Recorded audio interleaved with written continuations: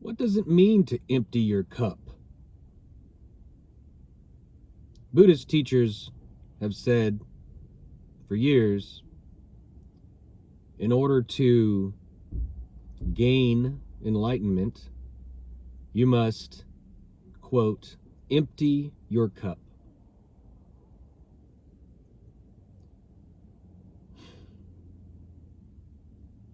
Once you start down the path, you start to have experiences of clearing out the old to make space for the new. And the depth of the old is not at first understood. So the Buddhist teacher would say to someone who's seeking enlightenment, even though they've gone down the path significantly, there is a lot more underneath that they need to evaluate and let go of in order to have the emptiness to experience the truth. Emptying your cup means taking a genuine, truthful look at what ideas you have in your mind that you just take for granted as truth or as normal.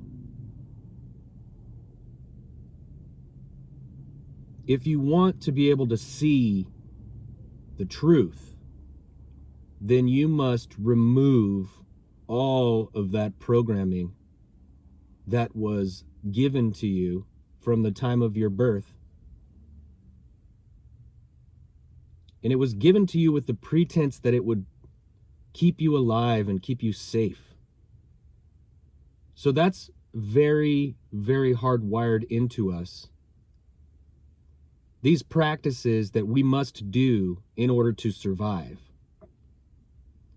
And that's gone so far as to create the practice of war. These are things that we must do in order to survive. We must go to war. In order to survive, we must protect ourselves at all costs. I suppose it does seem that way often. But the truth is, you're an eternal being. You're never going to die. You're never going to stop existing. Your body will die, but you are not your body. And that's the same exact concept as empty your cup. You must empty your cup of everything, including the idea that you are your body, or that you are going to die, or that there's something to be afraid of, or that your position, your ideology, your opinion, that is in some way right or valid. All those things must be emptied. All those things must be taken away. Or if you have beliefs that are limiting. I don't believe there's a God. I don't believe that I can sense other energies around me. I don't believe that trees are conscious. I don't believe that I'm not going to stop existing. I believe maybe I'll die. I'm not sure. I don't know what I believe. All that must be removed. That is emptying your cup. And beyond emptying the cup, you also must stop looking for something outside of yourself to give you enlightenment. It almost implies when you empty your cup that something else will come in, and then maybe you think that's what will enlighten you. When I empty my cup, then something else will come in and fill it up again. Trust me, when you empty your cup, you don't ever want it to be filled up again, because remaining empty allows you to be open to everything all the time. And that is a state of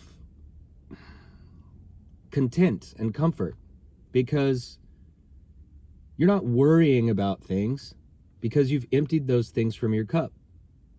You're not judging anything or anybody because you've emptied that judgment from your cup.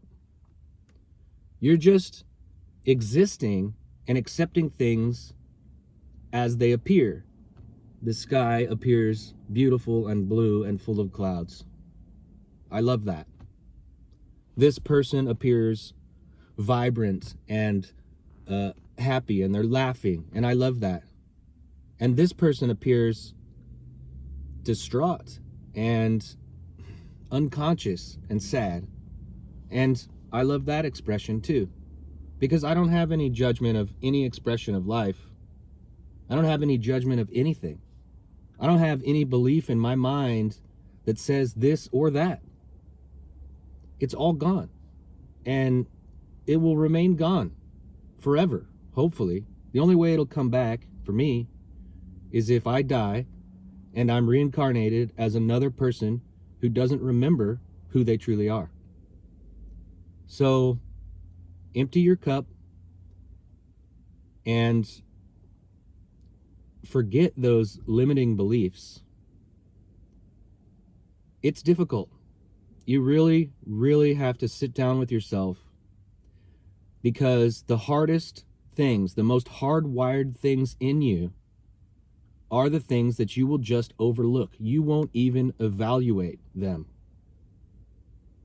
because they are so rooted in you, you won't be conscious of them.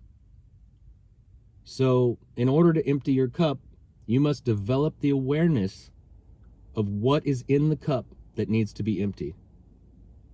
And all of these things are connected. And all these words that I'm saying, awareness, limiting belief, emptying your cup, becoming an empty vessel.